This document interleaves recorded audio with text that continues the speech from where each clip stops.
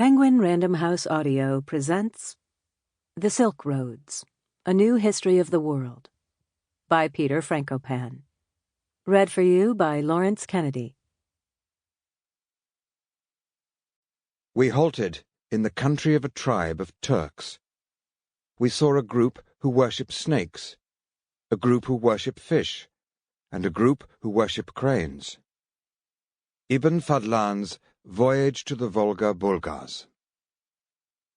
I, Prester John, am the Lord of Lords, and I surpass all the kings of the entire world in wealth, virtue, and power.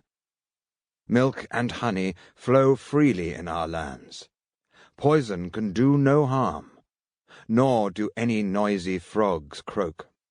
There are no scorpions, no serpents creeping in the grass. Purported letter of Prester John to Rome and Constantinople, 12th century. He has a very large palace, entirely roofed with fine gold. Christopher Columbus's research notes on the great Khan of the East, late 15th century. If we do not make relatively small sacrifices, and alter our policy in Persia now, we shall both endanger our friendship with Russia, and find in a comparatively near future a situation where our very existence as an empire will be at stake. Sir George Clerk to Sir Edward Grey, British Foreign Secretary, 21st of July, 1914. The President would win even if we sat around doing nothing.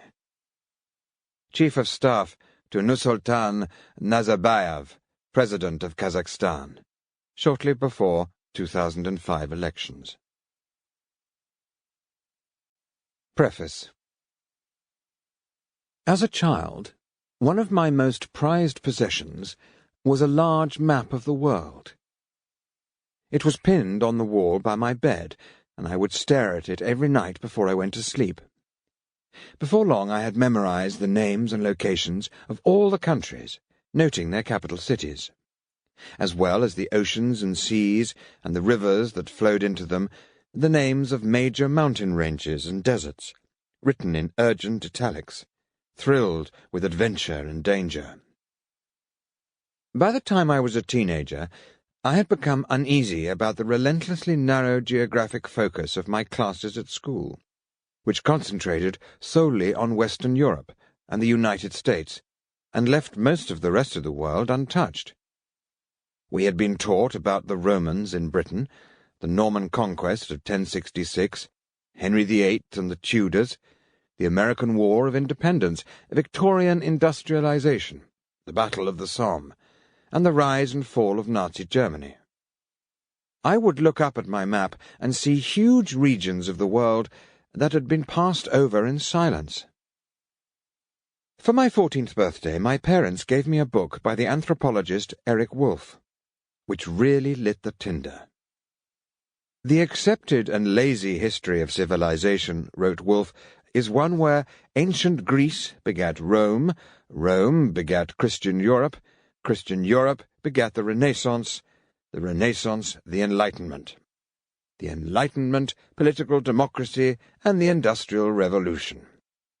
Industry, crossed with democracy, in turn yielded the United States, embodying the right to life, liberty, and the pursuit of happiness.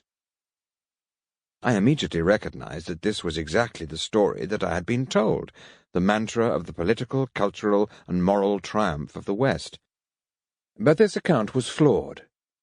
There were alternative ways of looking at history, ones that did not involve looking at the past from the perspective of the winners of recent history.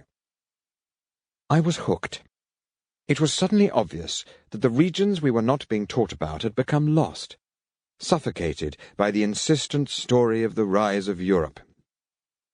I begged my father to take me to see the Hereford Mappa Mundi, which located Jerusalem as its focus and midpoint, with England and other Western countries placed off to one side, all but irrelevancies. When I read about Arab geographers whose works were accompanied by charts that seemed upside down and put the Caspian Sea at its centre, I was transfixed, as I was when I found out about an important medieval Turkish map in Istanbul that had at its heart a city called Balasagun, which I had never even heard of, which did not appear on any maps, and whose very location was uncertain until recently, and yet was once considered the centre of the world. I wanted to know more about Russia and Central Asia, about Persia and Mesopotamia.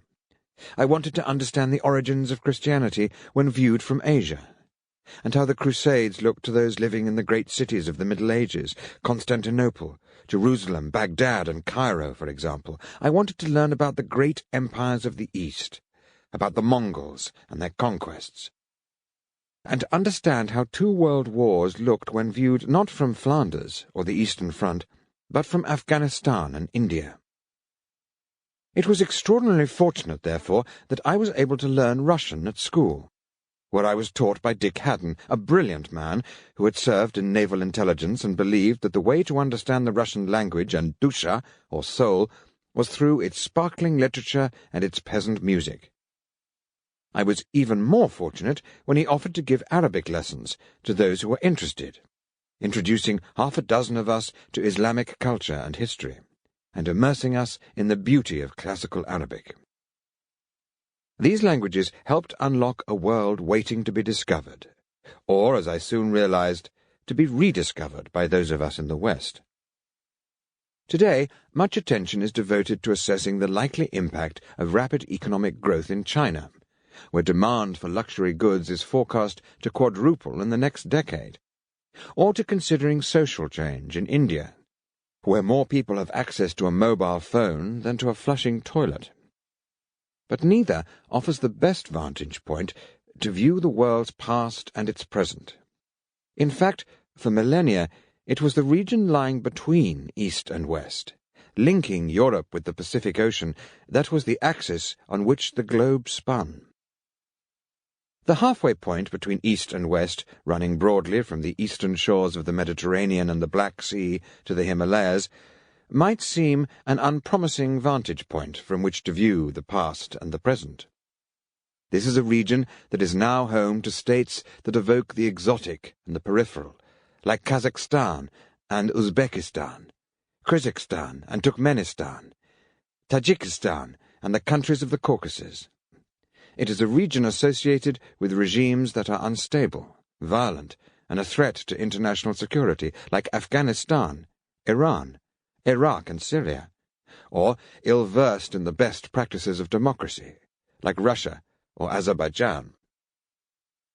Overall, it appears to be a region that is home to a series of failed or failing states, led by dictators who win impossibly large majorities in national elections and whose families and friends control sprawling business interests, own vast assets, and wield political power.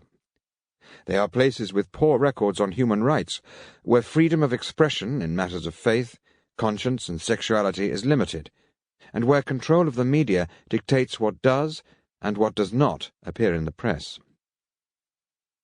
While such countries may seem wild to us, these are no backwaters, no obscure wastelands. In fact, the bridge between East and West is the very crossroads of civilization. Far from being on the fringe of global affairs, these countries lie at its very centre, as they have done since the beginning of history.